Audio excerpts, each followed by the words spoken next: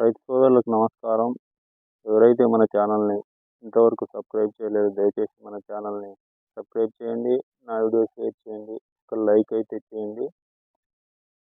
రైతు సోదరులకు అందరికీ భోగి శుభాకాంక్షలు. ఈ మొక్కజొన్నకు ప్రత్యామ్నాయంగా జొన్నని సాగు చేస్తున్న ఈ రబీ సీజన్లో మనకు ఈ జొన్నని సాగు చేసుకున్నట్లయితే పత్తి చేనులకు ఎవరైతే పత్తిని తీసేయదలుచుకుంటారో వాళ్ళు ఈ జొన్నని సాగు చేయవచ్చు.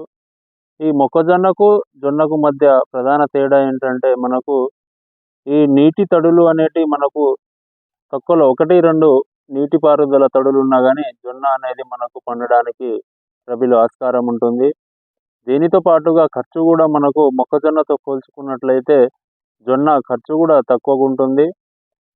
దీనితో పాటుగా మనకు ఈ మొగ్గ తొలుచు పురుగు కూడా దీనికి ఆశించదు. మొక్కజొన్నకైతే ఈ రబీ సీజన్లో మొగ్గి తొలిచే పురుగు అనేది ఎక్కువగా ఆశించడం జరుగుతుంది. మనకు ఈ జొన్న చేనులో అయితే ఆ సమస్య అనేది మనకు ఉండదు.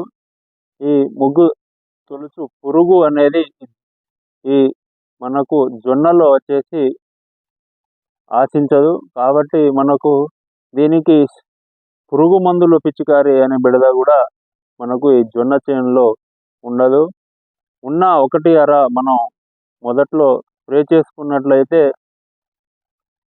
మనకు ఈ పంట దిగుబడి కూడా మంచిగా రావడానికి ఆస్కారం ఉంటుంది. కాంప్లెక్స్ ఎరువులు అంటారా, కాంప్లెక్స్ ఎరువులు జొన్నకు ఎవరైనా వేయదలుచుకుంటే 1-2 ఈ నత్రజని సంబంధిత యూరియాని వేసుకోవచ్చు. అది కూడా తక్కువ మోతాదులో వేసుకోవాలి. దాదాపు నాకు తెలిసి అయితే అది కూడా వేయరు. అదే మనకు మొక్కజొన్నలు ఉన్నట్లయితే 2-3 సార్లు మనం యూరియా దానికి వేయాలి. దీనికైతే ఆ సమస్య కూడా మనకు జొన్నకు ఉండదు. ఇంకా దీనివల్ల ఇప్పుడు మనకు ఆదాయం కొంతవరకు తక్కువగా ఉన్న ఎవరైతే మనం రైతుల వారీగా ఉపయోగించుకుంటారో అంటే ఇళ్లలో ఉపయోగించుకునే వాళ్ళకైతే మనకు ఎక్కువగా ఈ జొన్న ఉపయోగపడుతుంది. ఈ జొన్న వల్ల మనకు ఆరోగ్యానికి ఎటువంటి ఉపయోగాలు ఉంటాయంటే ఈ జొన్నలో గ్లూకోజ్ శాతం తక్కువగా ఉంటుంది. కాబట్టి ఎవరైతే మధుమేహం బారిన పడతారో వాళ్ళు దీన్ని ఎక్కువగా తీసుకుంటున్నారు. కాబట్టి దీని ధర కూడా ఇప్పుడు మార్కెట్లో మనకు ఈ జొన్న ధర కూడా ఎక్కువగా ఉన్నది.